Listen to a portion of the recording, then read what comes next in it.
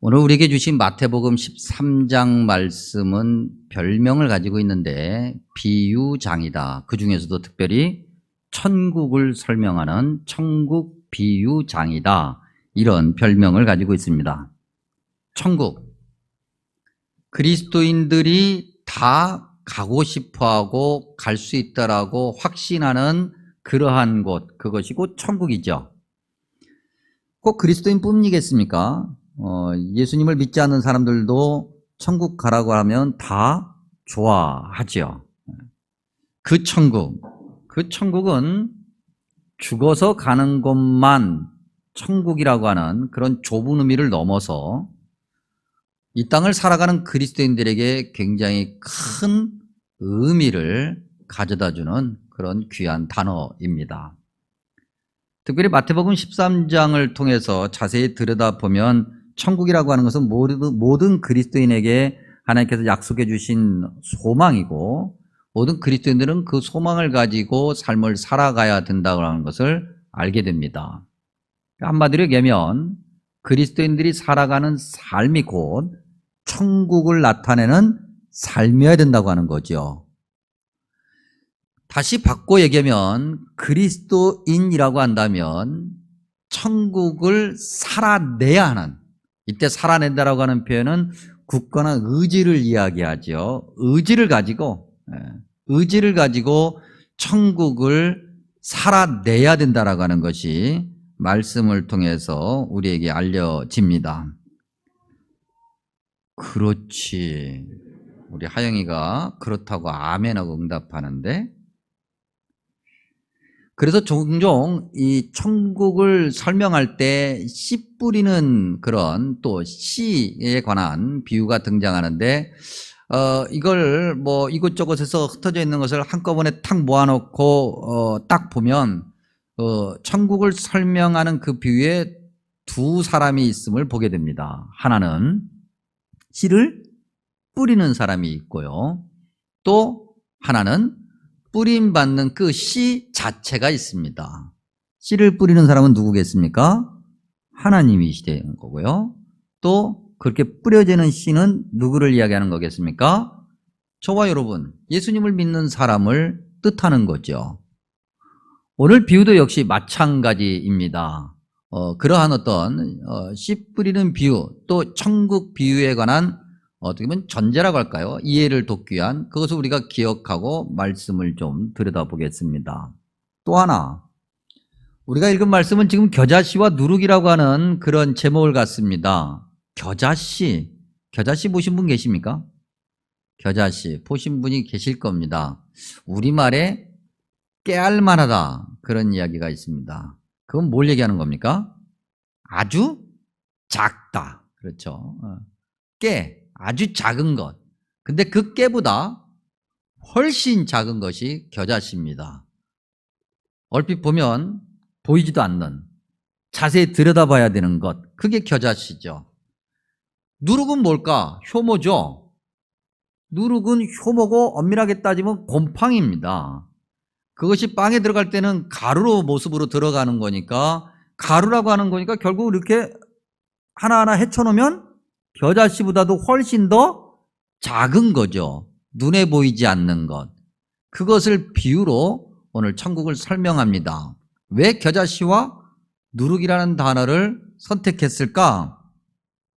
천국을 품고 사는 그리스도인들이 바로 그런 존재라고 하는 것을 말하기 위함이죠. 저와 여러분이 겨자씨와 누룩 같은 존재라고 하는 겁니다. 이때 겨자씨와 누룩 같은 존재라고 하는 것은 작고 작다, 보잘것 없다, 아무것도 아니다라고 하는 의미예요. 세상이 그렇게 무시한다고 하는 거죠. 여러분 한번 돌아보십시오. 교회를 다닌다고 누가 존경합니까? 나 교회 다녀. 그래요? 존경받을 분이네요. 그렇게 얘기합니까? 아니면 교회 다닌다고 얘기하면, 특별히 이 시대에, 요즘에 색안경을 끼고 눈을 이렇게 흘기며 째려봅니까? 아마 후자겠죠. 세상이 무시하는 그러한 사람들 훅 하고 불면은 사라질 수밖에 없는, 없어져 버릴 수밖에 없는 그러한 사람들, 특별히 오늘 겨자씨, 누룩, 좀 그나마 모여있으면 그나마 좀 형체를 가질 만한데 31절에 보니까 겨자씨 한 알이라고 그랬으니 그야말로 작고 보잘것없음을 강조하는 그러한 말씀이 바로 오늘 성경에 기록되어 있는 말씀이고, 그것이 곧 저와 여러분을 가리키고 있죠.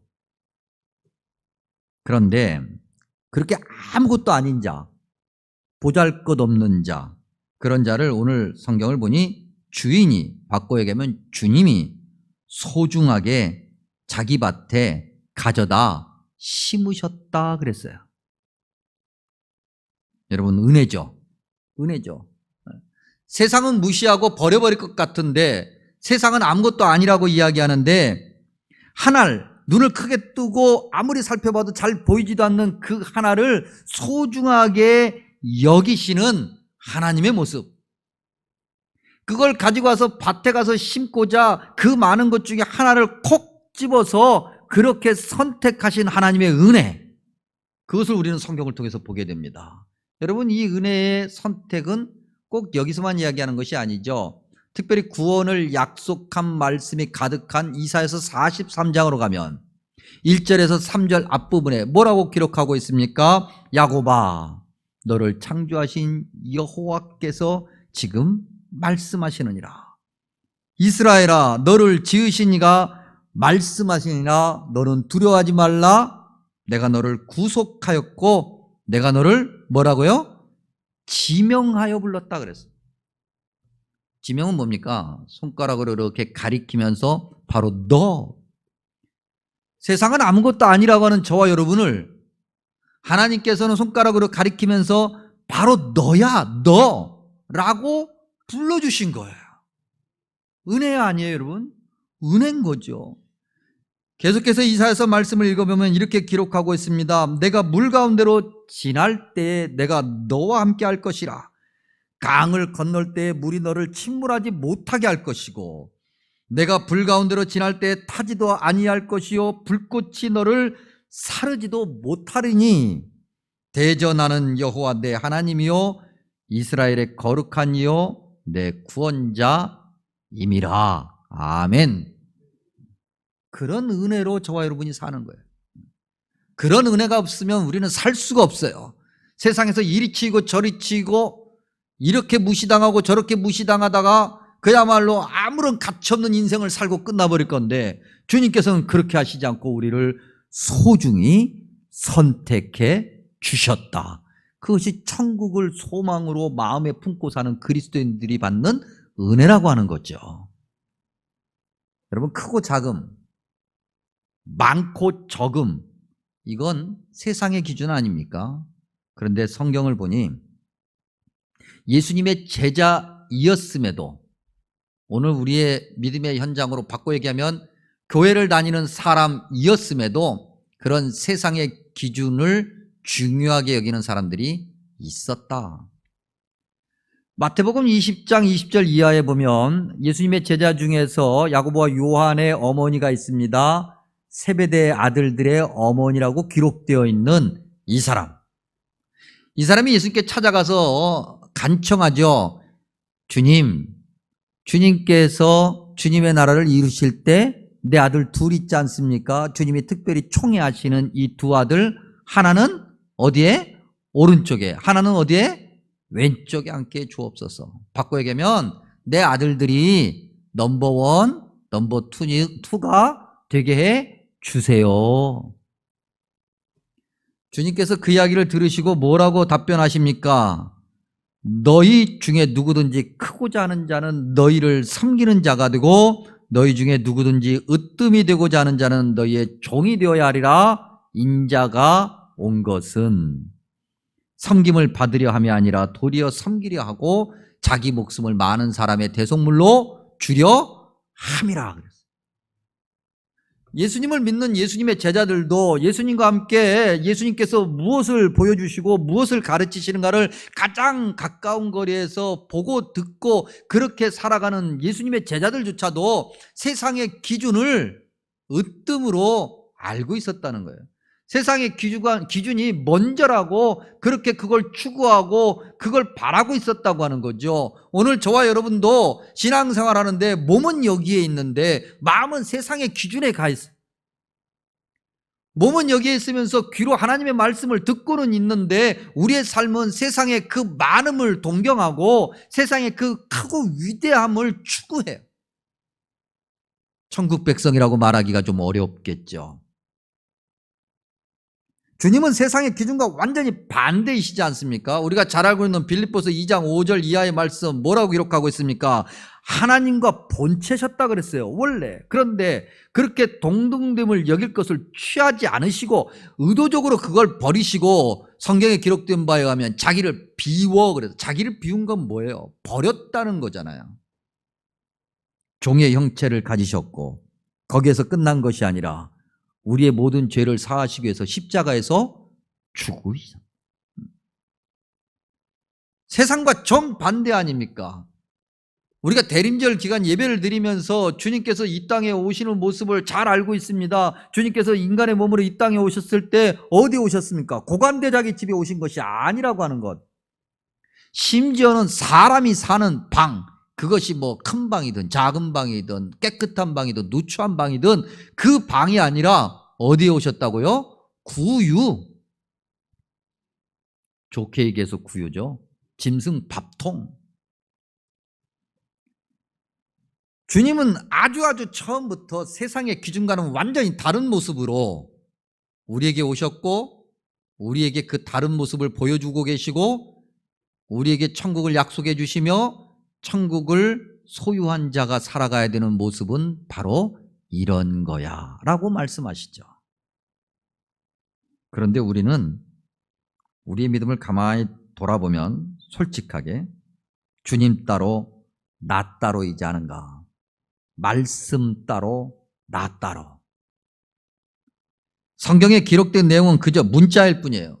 머리로 공부하는 신앙의 지식, 성경의 지식은 많은데 삶이 바뀌지 않아요.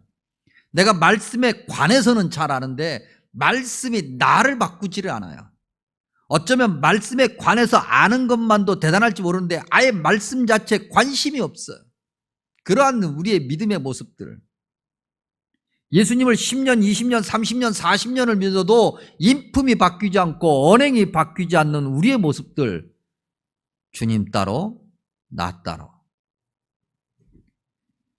교회 오래 다니다 보니 습관과 타성에 젖어서 믿음의 군사리부터 몸이 둔하고 움직이지 않는데 그냥 당연하다고 생각을 하고 믿음의 군살이 붙어서 움직이지 않으니 그 군살을 빼라고 어쩌다 이야기를 들으면 불쾌한 마음으로 그렇게 반응하는 우리의 신앙의 모습. 주님 따로 나 따로.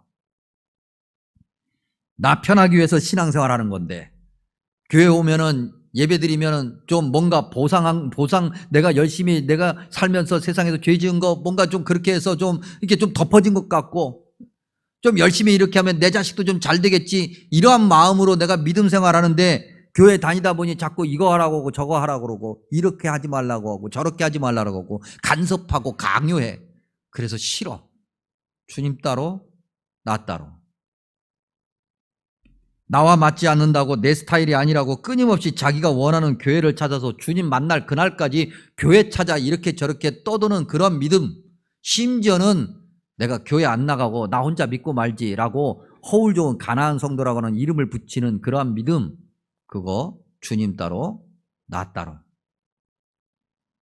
은혜는 잊어버리고 그저 이것이 마음에 들지 않는다고 저것이 마음에 들지 않는다면서 감사와 은혜를 나누기보다는 불평불만으로 채우고 또 자기의 불평불만을 정당화하기 위해서 이 사람 저 사람 모아 패를 형성하려고 하는 그러한 믿음의 모습. 주님 따로 나 따로죠. 천국을 마음에 품고 살아가는 그리스도인의 모습이라고 이야기하기에는 상당히 부족한 믿음의 모습. 혹시 저와 여러분의 모습은 아닌가? 다시 한번 주님의 은혜에 대해서 생각해 봅니다. 겨자씨 하나를 콕 집어서 우리를 선택하신 주님의 은혜입니다. 그리고 그 우리를 심으셨다 그랬어요. 농부가 밭에 나가서 씨를 뿌립니다. 어떤 경우에는 호미로 땅을 파서 한 알 한 알 정성스럽게 심는 경우도 있고, 또 어떤 때는 이렇게 뿌리기도 하는데, 심었던 뿌렸던 농부가 씨를 뿌릴 때 아무 생각 없이 막 뿌리면서 그래 될 대로 되라 그러는 농부는 아무도 없지요. 씨를 뿌리는 자는 씨를 뿌릴 때 이미 목적을 갖고 있는 거예요. 이 씨가 잘 심겨져서 뿌리를 내리고 싹을 틔우고 열매를 많이 맺었으면 좋겠다. 그것을 위해서 비가 많이 오는 날도 나가서 혹시 빗물에 떠나갈까 봐, 날씨가 추우면 추운 날씨에도 나가서 혹여라도 얼을까 봐 그렇게 밤낮 없이 수고하고 애쓰는 농부의 모습에서 우리를 그렇게 위해서 날마다 애쓰시는 주님의 은혜의 모습을 봐요. 주님께서 저와 여러분을 천국 백성 삼으시고 예수님 믿는 하나님의 아들로 삼으신 것은 그냥 아무렇게나 살라고 그러신 것이 아니라고 하는 거죠. 저와 여러분에게 주님이 원하시는 목적이 있다고 하는 거예요. 우리가 뭐라고? 아무것도 아닌데, 보잘것없는데, 깨알보다도 작은 겨자씨 같은, 누룩 같은 그런 존재인데, 세상에 아무것도 아니라고 그렇게 버리는 존재인데, 주님은 우리를 버리지 않으시고 소중히 여기시고 우리에게 주님의 목적을 부여하시는 거예요. 은혜죠, 여러분. 은혜죠. 요한복음 9장 1절 이하에 우리가 너무나도 잘 알고 있는 말씀이 있습니다. 날 때부터 앞을 못 보는 사람, 예수님과 예수님의 제자들의 길을 같이 가다가 제자들이 그를 보죠. 그리고 예수님께 묻습니다. 주님, 이 사람이 날 때부터 앞을 못 보는데 이것은 자기의 죄 때문입니까? 아니면 부모의 죄 때문입니까? 기가 막힌 질문이에요. 긍정적인 의미에서 기가 막힌 게 아니라 기가 찬 질문인 거죠. 부정적인 의미에서 말이죠. 그렇게 주님과 함께 다니면서 주님께서 무엇을 가르쳐 주시고 무엇을 보여주셨는지를 옆에서 봤던 제자들이 하는 질문이 바로 이런 질문이에요. 세상과 다를 바가 없는 거죠. 세상은 그 사람이 날 때부터 맹인이 된 것은 죄 때문이라고 하는 기준을 갖고 있는데, 그 기준을 예수님의 제자들이 그대로 가지고 있어요. 그 기준을 버리지 않아. 그 세상의 기준에 의하면 자기들도 별 볼 일이 없는 자들인데, 그런 제자들의 정말 어이없는 질문에 주님께서 뭐라고 말씀하십니까? 누구의 죄 때문이 아니라 오히려 하나님의 일을 그를 통해서 나타내시기 위함이다. 여러분, 성경 이곳저곳을 다 살펴봐도 주님께서 한 번도 정죄하고 판단하고 시작하신 적이 없잖아요. 세리와 창렬하고 무시하고 손가락질하고 그러시지 않았잖아요. 여러분, 우리가 코로나 시대입니다. 여러분들이 어디에 가시든 우리가 안 다닐 수는 없잖아요. 그렇죠? 바깥 출입 안 할 수는 없어요. 바깥 출입을 안 하면, 무서워서 바깥 출입을 안 하면 또 다른 부작용이 생기는데, 그게 뭐냐면 코로나 블루야. 코로나 블루. 우울증이 와요. 우울증. 예수님을 믿는 사람들이 우울증 걸리면 그거 덕이 되겠어요? 그러니 나가세요. 나가세요. 근데 또 나가면 자꾸 확진자가 될까 봐 걱정이 돼. 저도 요즘에 노회일이다 뭐 이런저런 일이다 그래서 좀 나갔더니, 나갔다 오면은 코로나 검사 받으래. 나갔다 오면 뭐 검사 받으래. 그래가지고 뭐 일주일에 그냥 2번씩 가서 푹 붓고 그러고 와요. 게다가 또 가만히 기도하다 보니 또 우리 목사님들 주변에서 이야기하시고, 성도들이 혹시 불안해할 수 있으니 목사님들이 자발적으로 선제검사를 받읍시다. 아멘 하고 금요일에 가서 또 받아요. 근데 또 김성강 목사님 모시고 갔더니 또 김성강 목사님이 또 뭐 아프진 않은데 목사님 조금 불편해요. 그 얘기는 받기 싫다는 얘기인데 내가 강제로 끌고 가는 거지 뭐. 근데 이 어려운 시기에 그리스도인들이 서로를 위로하고 격려하며, 얼마나 아프세요? 얼마나 힘드세요? 위해서 기도할게요. 빨리 쾌차하세요. 아니, 걸리고 싶어서 걸려요? 나 코로나 걸리고 싶어? 그런 사람이 어디 있어요? 어쩔 수 없이 이렇게 저렇게 하다 보니 어디서 어떻게 걸렸는지도 알지 못하게 걸려오는 거예요. 그럼 우리가 건강하게 회복될 수 있도록 기도해야죠. 그런데 싸돌아다닐 때부터 알아봤다. 왜 다니냐? 다음부터 오지를 말아라. 만나지 말자. 마음에 상처를 줘요. 그걸 마상이라고 그래요. 마상. 심지어는 목사님들도 그 마상을 피해가지 못해요. 목사님들도 코로나 확진을 받는 경우가 있어요. 워낙 지금 많아서 말이죠. 그 목사님이 확진을 받고 다 그냥 격리돼서 치료하고 뭐 짧게는 뭐 한 7, 8일, 길게는 막 10일씩 그러다가 목사님이 다시 오셨어요. 그랬더니 교인들이 목사님 싸돌아다닐 때부터 알아봤어요. 왜 돌아다니고 그래요? 가만히 좀 계세요. 이제 목사님 옆에 가까이도 못 가겠어요. 마스크 쓰고 하세요.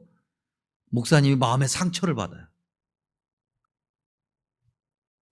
아니, 이러한 걸로도 우리가 그렇게 마음에 상처를 주고 그러면 세리와 창녀를 볼 때는 너그러운 마음으로 보겠느냐고요.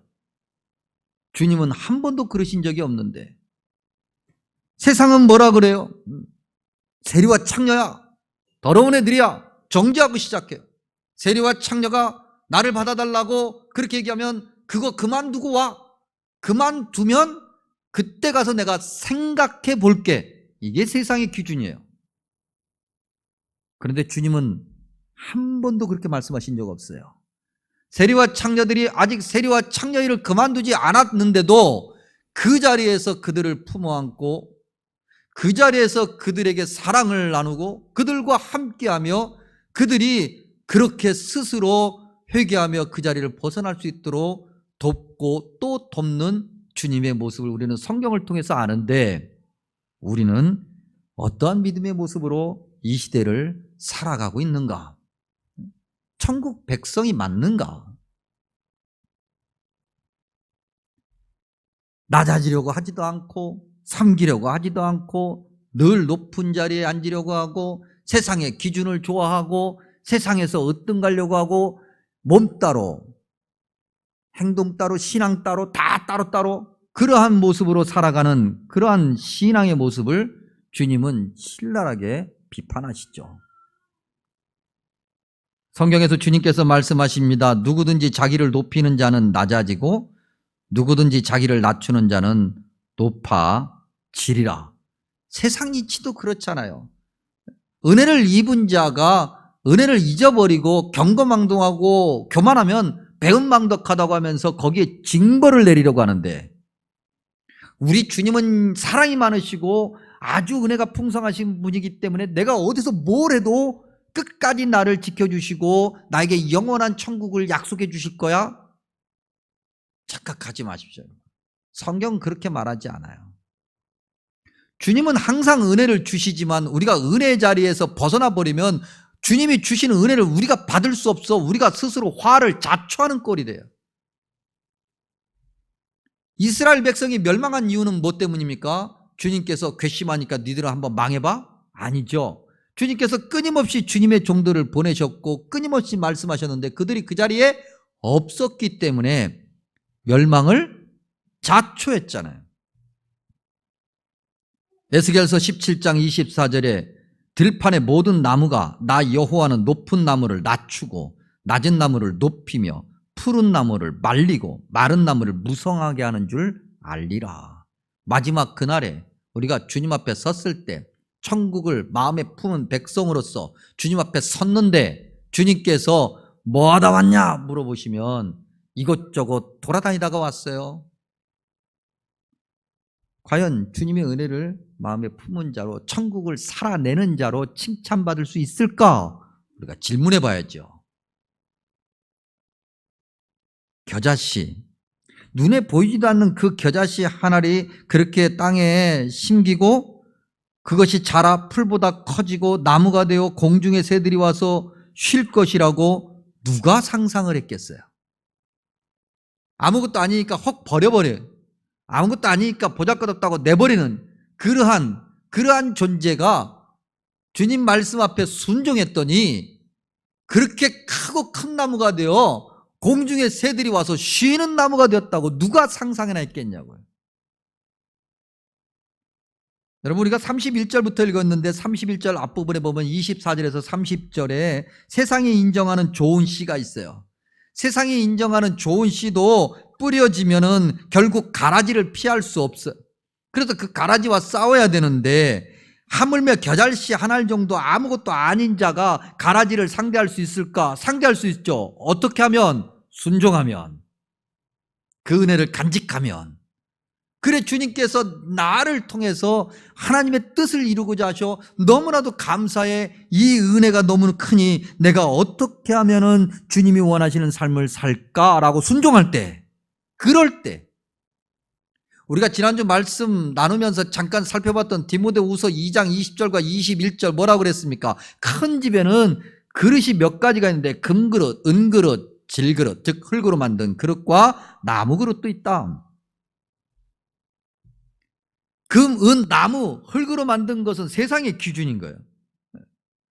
근데 세상의 그 기준을 넘어서서 주님이 귀하다고 여기는 그릇이 있는데 그 그릇은 어떤 그릇이냐면 자기를 깨끗하게 하여 귀히 쓰는 그릇이 되고자 주님의 그 뜻에 합당하고자 엎드려 순종하는 자, 모든 선한 일에 준비된 자, 그러한 자가 귀하게 쓰임받고 그렇게 뿌리를 깊게 내리고 열매를 맺고 공중의 새들이 와서 깃들이는 그러한 복된 자가 된다는 거죠. 저와 여러분이 세상에서 가진 것 없어도 아무것도 아니더라도 순종하면 주님께서 우리를 통해서 세상이 위로받을 수 있는 복을 주신다는 거예요. 그러니 누구도 못할 게 아니에요. 나는 이래서 못하고 저래서 못하고 그럴 일이 아니에요. 무조건 예 하는 거죠. 아멘 하는 거예요.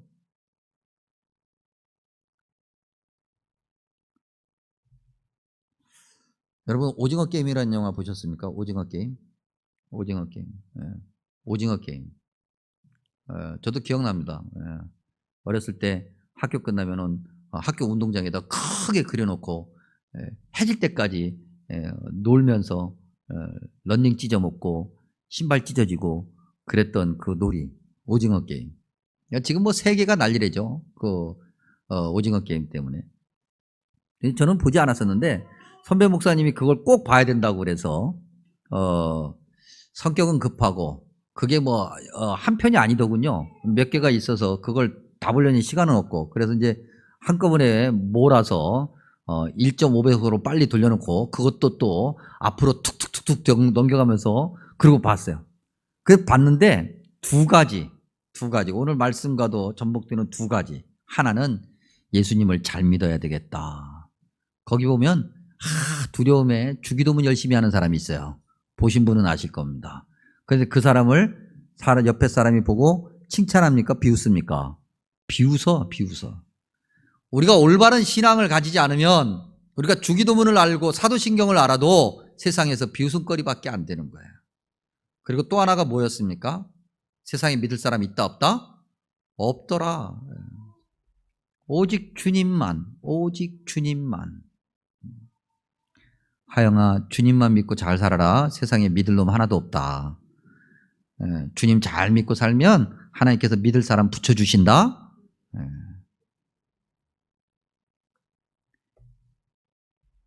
은혜를 간직하고 순종하는 자가, 기다리는 자가 공중의 새가 쉬는 쉼터를 제공할 수 있는 겁니다. 마지막으로 하나 더. 사실 이 천국 비유는 31절과 32절 즉 겨자씨 비유로도 충분합니다. 근데 33절을 하나 더 기록해 놨습니다. 누룩 비유를 하나 더 기록해 놓고 누룩 비유는 그다지 설명이 없어요. 한 줄로 끝나버리죠. 왜 굳이 성경은 32절로 충분한데 33절을 왜 거기 붙여놓았을까? 씨 뿌리는 자를 중요하게 여긴다 그랬습니다. 겨자씨 비유에서 씨 뿌리는 자는 어떤 사람, 남성으로 표현합니다. 그런데 누룩 비유는 여자라 그랬습니다. 여성이 등장하죠. 씨 뿌리는 자와 누룩 그 자체를 움직이는 자는 같은 의미입니다. 근데 한 번은 남성으로 한 번은 여성으로. 물론 빵을 만드는 음식을 만드는 비유이기 때문에 그렇다고 하겠으나 성경은 묘하게 이 둘을 나란히 놓죠. 의도적으로 말이죠. 32절도 충분한데 원래 마가복음에는 누룩 비유가 없어요.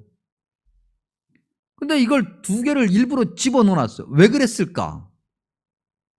천국은 그런 거니까. 남자라고 여자라고 차별하지 않는 거니까.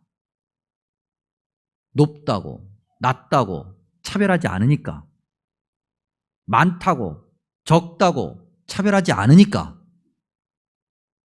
다름은 있을 수 있으나, 구별은 있을 수 있으나 그 구별을 넘어서 차별, 선을 긋고 나누고 함께하지 않는 것, 그건 세상이 만드는 것이니까. 천국을 살아내는 교회는, 천국을 살아내야 하는 그리스도인들은 전혀 다른 모습으로 살아야 하니까. 우리가 말씀을 마치면 찬송 108장을 찬양할 겁니다. 여러분 한번 찬송가 한번 펴보시겠습니까? 찬송 108장.